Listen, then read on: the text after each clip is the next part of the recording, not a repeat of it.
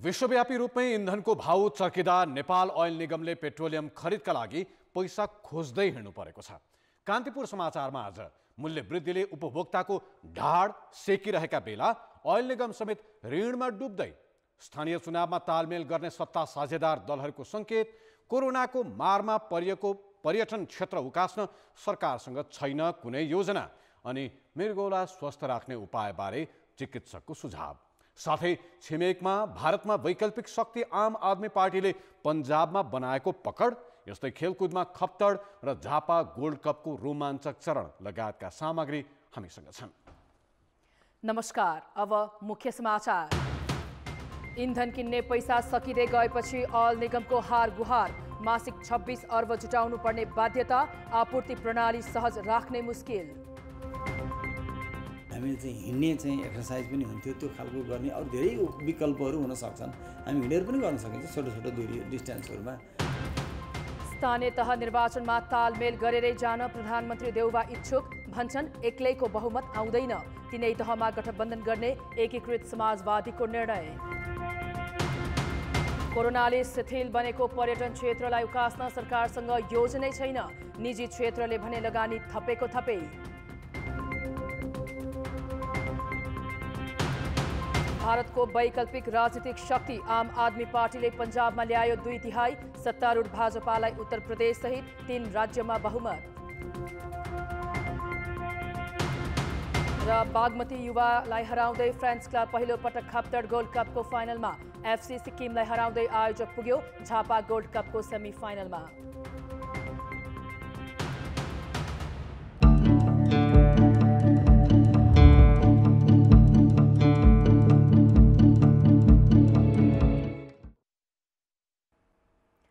इन्धनको मूल्य लगातार बढ्दा उपभोक्तामाथि भार थपिँदैछ। तर इन्धन आयात गरेर बिक्री गर्ने नेपाल ओइल निगमले विश्व बजारमै भाव बढेर आयात गर्नै नसक्ने अवस्था आयो भन्दै ऋण खोज्न थालेको छ। सञ्चित कोष र मूल्य स्थिरीकरण कोषबाट बढेको मूल्य थान्न नसक्ने देखिएपछि निगमले सरकारी ब्याङ्कहरूसँग ऋण माग्न सुरु गरेको हो। यो सँगै निगमले सर्वसाधारणलाई इन्धनको प्रयोग कम गर्न अपिल गरेको छ। तर सरकारले इन्धनमा लगाउँदै आएको चर्को कर घटाउनेतर्फ ध्यान दिएको छैन। निगमले पेट्रोल प्रति लिटर 150 रुपियाँमा बिक्री गर्दा पनि 16 रुपियाँ र डिजल प्रति लिटर 133 रुपियाँमा बिक्री गर्दा पनि 11 रुपियाँ घाटा रहेको बताउँदै आएको छ। प्रति लिटर पेट्रोलमा 59 रुपियाँ र डिजलमा 42 रुपियाँ त सरकारले कर मात्रै लिने गरेको छ।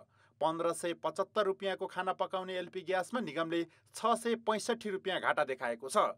यो मूल्यमा इन्धन बिक्री गर्दा निगमलाई मासिक घाटा नै 5 अर्बभन्दा बढी छ। घाटा देखाइएको भन्नुभन्दा पनि यो त हाम्रो घाटै छ। हाम्रो लागत मूल्य अहिले पेट्रोलमा 166 छ हाम्रो लागत, र डिजेलमा हाम्रो 143-44 हाम्रो अहिले लागतै परिरहेछ, र एलपी ग्यासमा 2250 हाम्रो लागतै परिरहेछ। लागतभन्दा कममा नै हामीले दिइरहेछौँ र त्यो कारणले गर्दा हामीलाई घाटा भएको, घाटा देखाएको हामीले होइन। पछिल्ला 8 महिनामा निगमले झन्डै 28 अर्ब रुपियाँ गुमायो। 12 अर्ब रुपियाँ रहेको मूल्य स्थिरीकरण कोषमा 4 अर्ब रुपियाँ मात्र बाँकी छ भने सञ्चित कोष पनि रित्तिँदैछ। कोष सकिएपछि ऋण खोज्नुपर्ने बाध्यतामा निगम पुगेको हो। वाणिज्य ब्याङ्कहरूसँग लोन दिने पनि एउटा विकल्प त हो नि त। विगतमा हामीले प्रयोग गरेकै विकल्प हो नि त।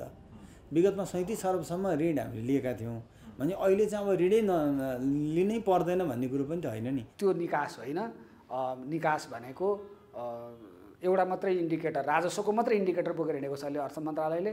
तेलको प्राइसले हुँदाखेरिको मल्टिपल जुन इन्डिकेटरहरू, मल्टिपल इकोनोमिक इन्डिकेटर जुन बिग्रिँदैछ, फरेन करेन्सी रिजर्भका कुराहरू, इन्फ्लेसनका कुराहरू, श्रमिकको न्यूनतम पारिश्रमिक बढ्ने स्थितिका विषयहरूमा हेरेकै छैन।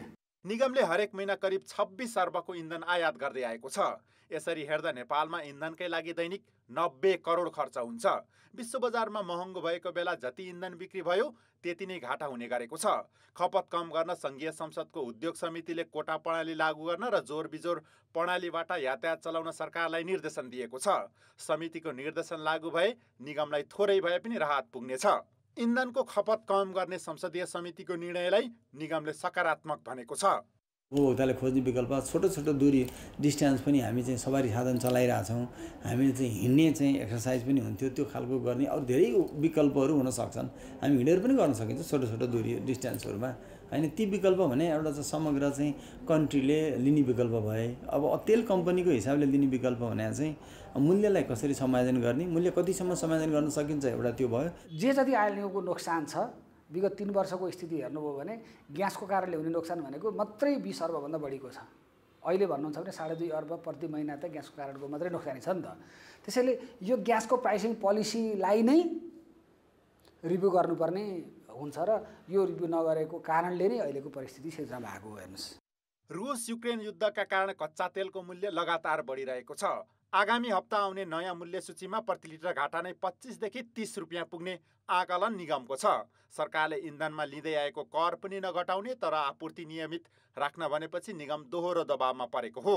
कान्तिपुर समाचारका लागि क्यामेरामा सञ्जय लुइटेल र रूपक कोइरालाका साथ सुमन पन्थ, काठमाडौँ।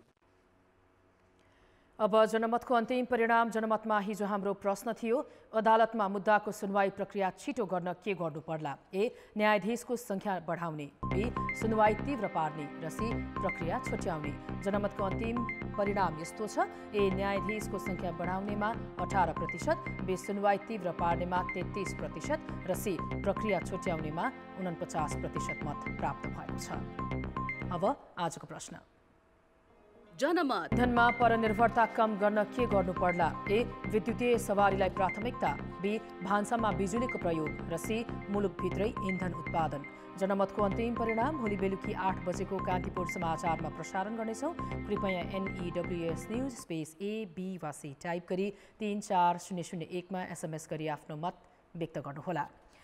प्रधानमन्त्री शेरबहादुर देउवाले सत्तारूढ दल मिलेरै चुनावमा जानुपर्ने बताएका छन्। गठबन्धनका दल आगामी निर्वाचनमा तालमेल गरेर जान सक्ने संकेत गर्दै कांग्रेस सभापति समेत रहेका देउवाले सत्ता साझेदारलाई छिड्याउने कुरा नगर्न कांग्रेस कार्यकर्तालाई निर्देशन दिएका छन्। वीरगञ्जमा कांग्रेस जिल्ला कार्य समितिका निर्वाचित पदाधिकारीलाई प्रमाणपत्र वितरण गर्दै उनले यस्तो बताएका हुन्। वीरगञ्जमै घरेलु तथा साना उद्योग महासंघको महाधिवेशन उद्घाटन गर्दै प्रधानमन्त्री देउवाले निजी क्षेत्रका सुझाव लिएर सरकार अघि बढ्न तयार रहेको बताए।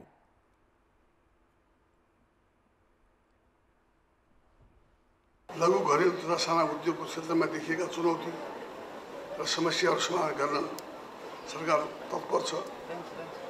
खास गरी खनिजजन्य वनजन्य उद्योगहरूको सञ्चालन, प्रबन्धनमा देखिएका समस्या र समाधानका लागि निजी क्षेत्रको समेत सुझाव लिएर अघि बढ्न सरकार तयार छ।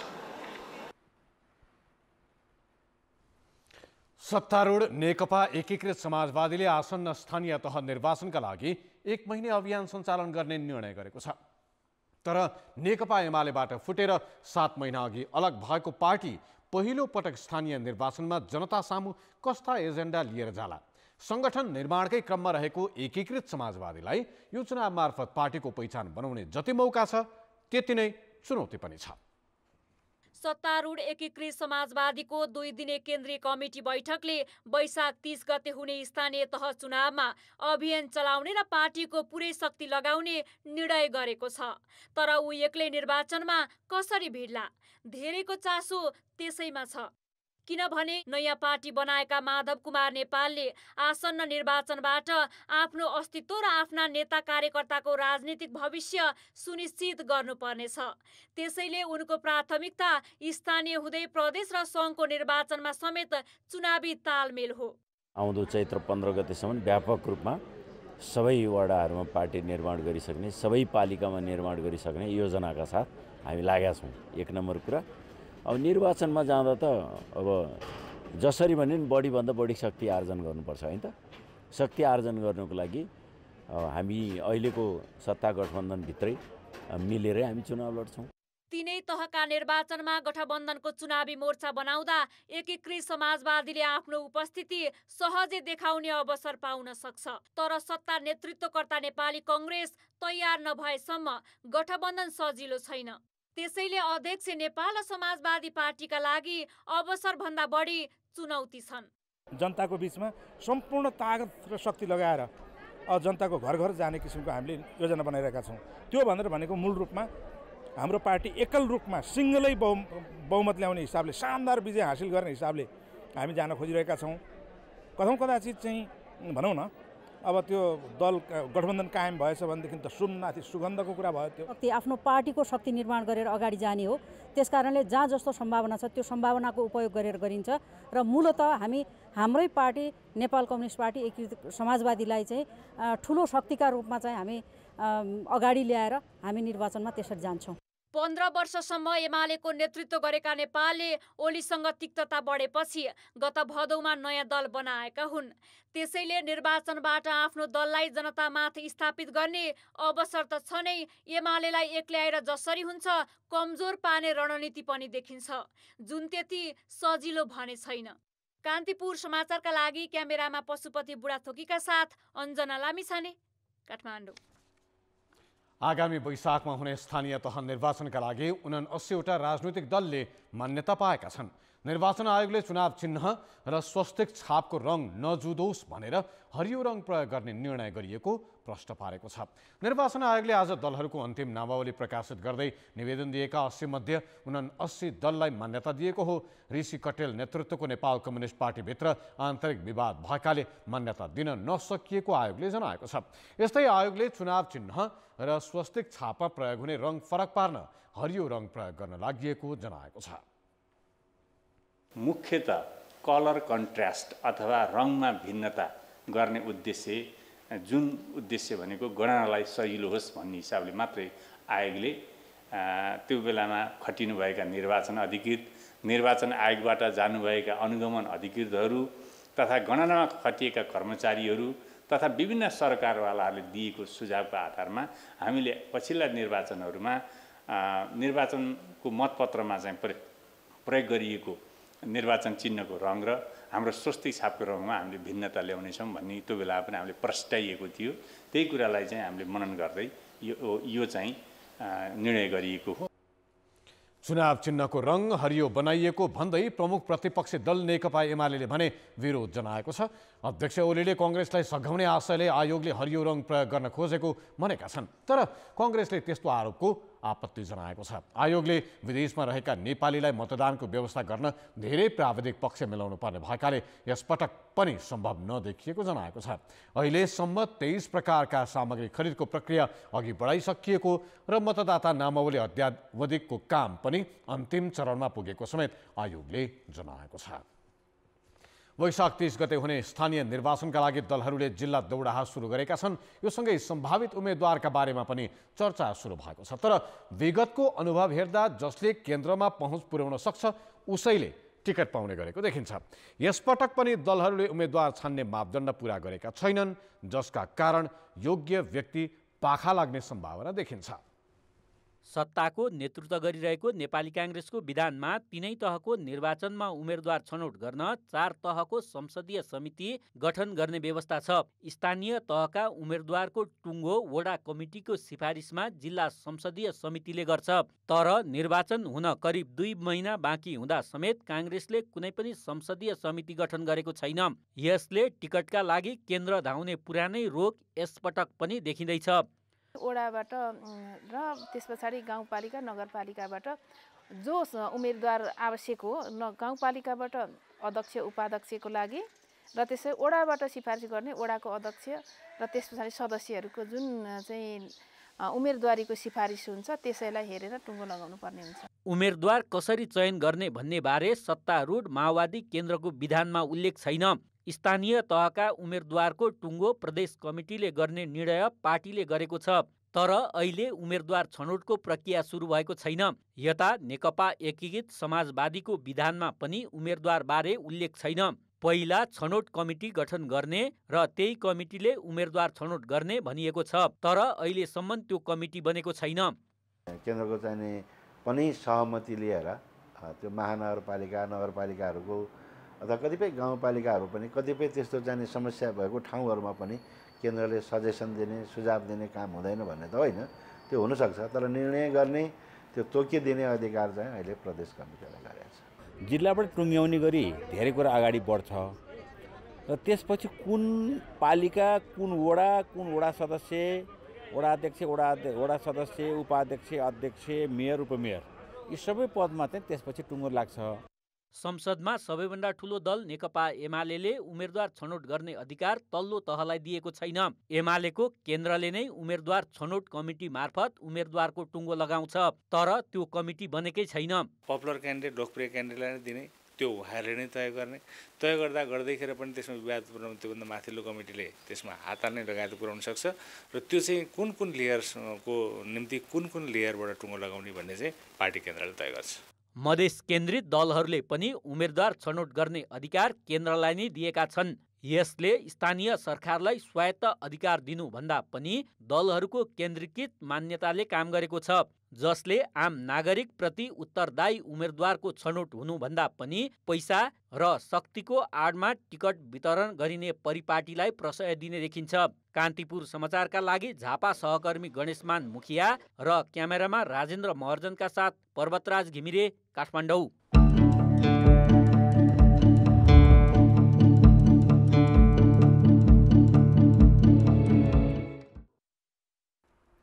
न्याय परिषदले विराटनगर उच्च अदालतका मुख्य न्यायाधीश तेल प्रसाद श्रेष्ठलाई सर्वोच्च अदालतको न्यायाधीशमा सिफारिस गरेको छ। न्याय परिषदको आज बसेको बैठकले सर्वोच्चमा रिक्त रहेको एक न्यायाधीशमा श्रेष्ठलाई सिफारिस गरेको हो। यसैगरी बैठकले सर्वोच्चका रजिस्ट्रार लालबहादुर कुँवरलाई उच्च अदालत पाटनको मुख्य न्यायाधीशमा नियुक्त गरेको छ। तपाईले आफ्नो स्वास्थ्यमा कतिको ध्यान दिने गर्नुभएको छ? खानपान र जीवनशैली व्यवस्थित छैन भने आजैबाट सचेत हुनुहोस्। अस्त-व्यस्त जीवनशैली र खानपानमा हुने लापरवाहीले मृगौला सम्बन्धी समस्याका बिरामी बढ्दै गएका छन्। नेपालमा वर्षेनी 3000 भन्दा बढीको मृगौला फेल हुने आकलन छ। असन्तुलित खानपान तथा अव्यवस्थित जीवनशैलीका कारण मृगौला बिग्रने सम्भावना उच्च हुन्छ।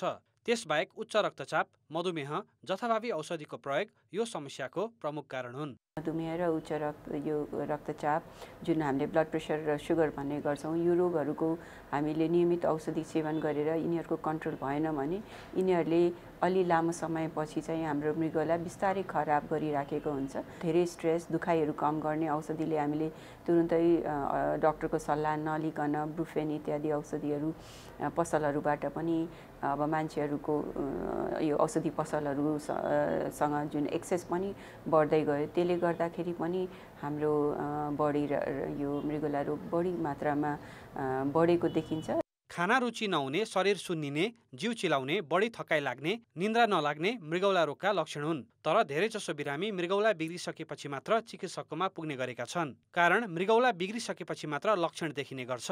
त्यही कारण आफ्नो मृगौलाको अवस्था के छ भनेर प्रत्येक वर्ष रगत र पिसाब परीक्षण गर्नुपर्ने चिकित्सकको भनाइ छ। मृगौला बिग्रिसकेपछि कि त नियमित डायलाइसिस गर्नुपर्छ वा प्रत्यारोपणको विकल्प छैन। रोग छ, लक्षण छैन। लक्षण नभएपछि त्यो मान्छेले रोगको त उपचार गर्ने कुरै आएन। अनि कुरा गर्न कहिले आउँछ अथवा जाँच गर्न कहिले आउँछ? जब उसको शरीरमा खुट्टा सुनिन्छ, खाना रुचि हुँदैन, जिउ चिलाउँछ, श्वास हुन थाल्छ, अप्ठ्यारो हुन्छ। के भयो मलाई अप्ठ्यारो भयो भने जाँदा त मृगौला त बिग्रिसकेछ। त्यसैले मृगौलामा रोग लागेदेखि मृगौला बिग्रिएसम्मको पिरियडमा व्यक्तिले थाहा पाउँदो रहन्छ। त्यसैले लक्षण कुरेर बस्यौँ भने हामी ढिलो उपचारमा पुग्छौँ। ढिलो उपचारमा पुग्नु भनेको डायलाइसिस र प्रत्यारोपण हो। समयमै मृगौलाको समस्या पहिचान गर्न सकिए 90% मृगौलालाई बिग्रनबाट जोगाउन सकिन्छ। स्वास्थ्य संस्था र चिकित्सकको पहुँच भएको ठाउँमा त रोग पहिचान गर्न तुलनात्मक रूपमा सहज होला। तर दुर्गम र स्वास्थ्य संस्था नभएका ठाउँमा भने सरकारले समयमै परीक्षणको व्यवस्था मिलाउन ढिलाइ गर्नु हुँदैन। कान्तिपुर समाचारका लागि क्यामेरामा श्याम श्रेष्ठका साथ कृपाल गौतम, काठमाडौँ। प्रधानमन्त्री सहित मन्त्री परिषदका सबै सदस्यले अङ्गदान गर्ने निर्णय गरेका छन्। प्रधानमन्त्री निवास बालुवाटारमा आज बसेको मन्त्री परिषद बैठकले विश्व किडनी दिवसको अवसरलाई जोडेर मृत्यु पश्चात शरीरका अङ्गदान गर्ने निर्णय गरेको हो।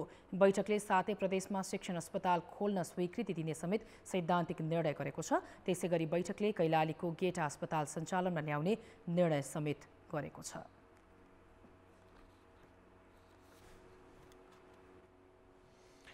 इन्टरनेट प्रविधिमा आधारित श्रव्य दृश्य सामाजिक सञ्जाल नियमनका नाममा सरकारले अभिव्यक्ति स्वतन्त्रतामाथि नै अंकुश लगाउने र पैसा असुल्ने बाटो समाएको भन्दै आलोचना भइरहेको छ। हालै संशोधन गरिएको राष्ट्रिय प्रसारण नियमावलीले युट्युब दर्ता गर्न पनि 5 लाख रुपियाँ तोकेको भन्दै आलोचना भइरहेको छ। तर over the top OTT online television वा इन्टरनेट टिभीको व्याख्यामा नियमावली आफै स्पष्ट भने देखिँदैन। सरकारले फागुन 19 गते राजपत्रमा प्रकाशित प्रसारण नियमावलीले इन्टरनेट प्रविधि मार्फत प्रसारण हुने भिडियो सामग्रीलाई कडाई गर्न खोजेको छ। इन्टरनेटको प्रयोग गरी श्रव्य दृश्य सामग्री प्रसारण गर्न दर्ता गर्ने हो भने 5 लाख रुपियाँ लाग्नेछ। सरकारवालाहरूले भने कुनै छलफल नै नगरी ल्याइएको र अस्पष्ट नियमावलीले अभिव्यक्ति स्वतन्त्रतामा आँच पुग्ने भन्दै आपत्ति जनाएका छन्। राज्यले प्रष्ट रूपमा अनलाइन टेलिभिजनको परिभाषा प्रष्ट चाहिन्छ हैन। बाहेकका इन्टरनेट प्लेटफर्महरूलाई कसरी गर्ने त्यसको लागि नियमन पनि चाहिन्छ हैन। तर क्लियर कट कुरा हुनु पर्यो, ऐनमा देखिने कुरा हुनु पर्यो। यो हिसाबले त के भने स्वाभाविक अधिकार निश्चित एउटा चाहिँ तपाईँको ब्युरोक्रेट्सलाई रहने र त्यो ब्युरोक्रेट्सले कुनै पनि बाहनामा कुनै पनि नागरिकलाई चाहिँ तपाईँको कारबाहीको दायरामा ल्याउन सक्ने खतरा देखियो। त्यसकारण हामी यसको विरोधमा छौँ। सञ्चार माध्यमको नियमन र अनुगमन गर्ने निकाय प्रेस काउन्सिलले समेत सरकारले जारी गरेको नियमावली राजपत्रमा प्रकाशित भएपछि मात्रै जानकारी भएको बताएको छ। काउन्सिललाई चाहिँ आधिकारिक जानकारी त्यस्तो होइन, अथवा प्रेस काउन्सिल नेपालले त्यसरी सल्लाह गरेर ल्याउन पाएको होइन अथवा सल्लाह भएको होइन जस्तो मलाई लाग्छ। नियमावलीले आफैले उत्पादन गरी इन्टरनेट माध्यमबाट श्रव्य दृश्य प्रसारण गर्ने सबैलाई अनलाइन टेलिभिजन भनेको छ। With the local level elections not far away,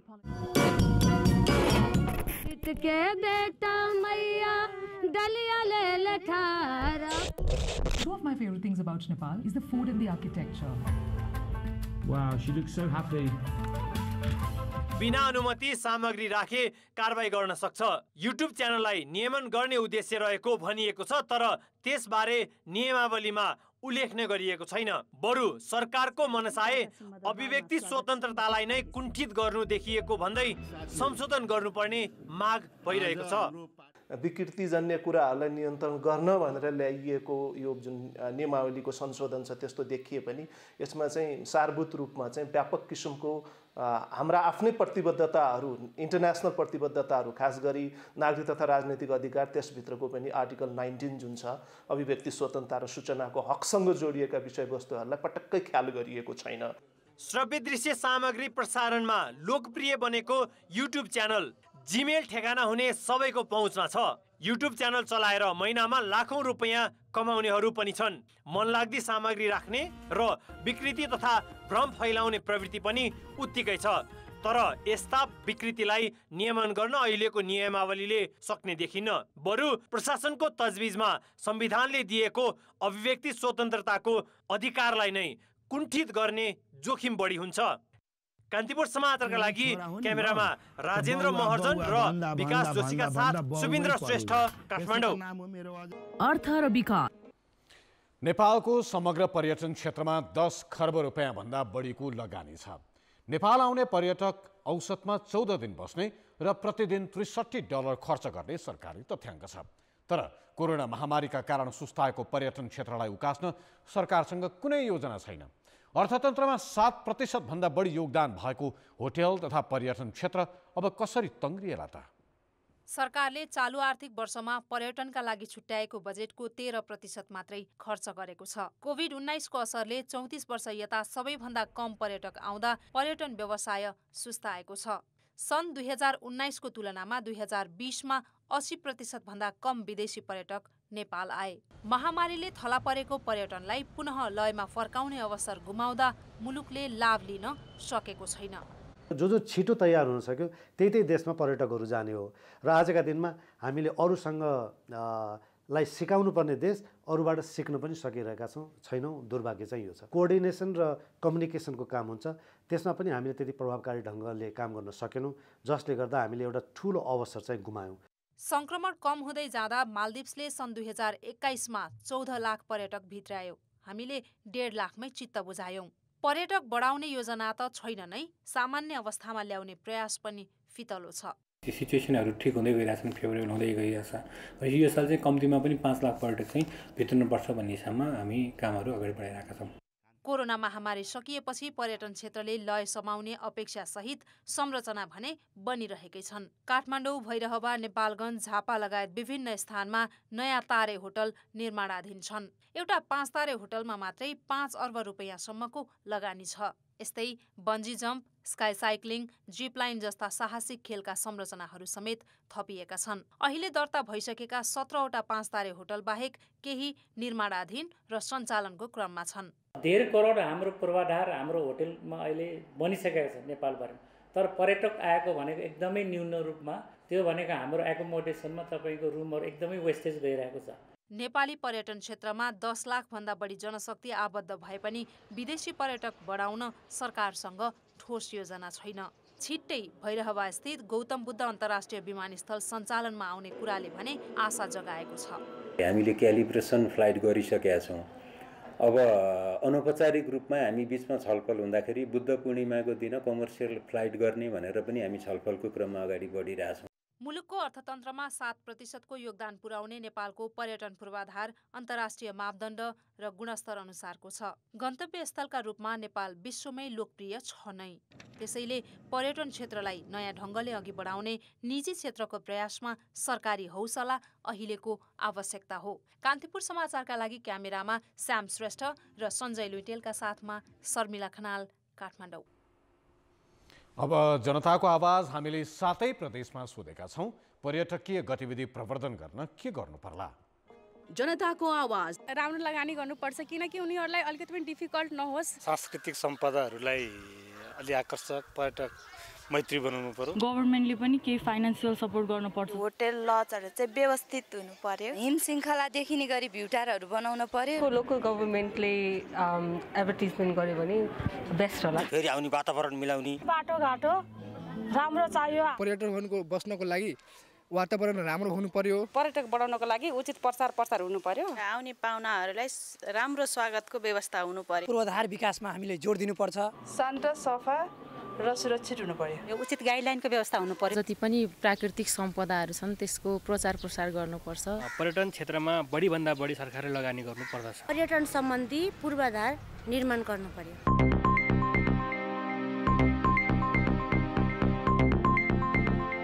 खेलकुद समाचार। नमस्कार, कान्तिपुर खेलकुद समाचारमा स्वागत छ। ए डिभिजन क्लब फ्रेन्ड्स पहिलो पटक खप्तड गोल्ड कपको फाइनल प्रवेश गरेको छ। बागमती युवा क्लब सर्लाहीलाई 2-1 गोलले हराउँदै फ्रेन्ड्सले उपाधि भिडन्त पक्का गरेको हो।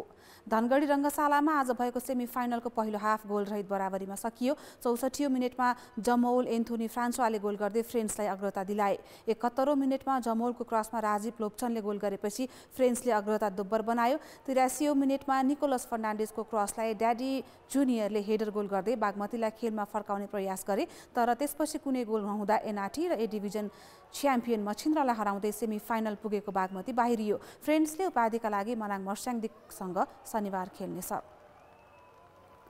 आयोजक झापा 11 झापा गोल्ड कपको सेमी फाइनल प्रवेश गरेको छ। झापाले रेड पान्डा एफसी सिक्किम विरुद्ध 5-1 को फराकिलो जित निकालेको हो।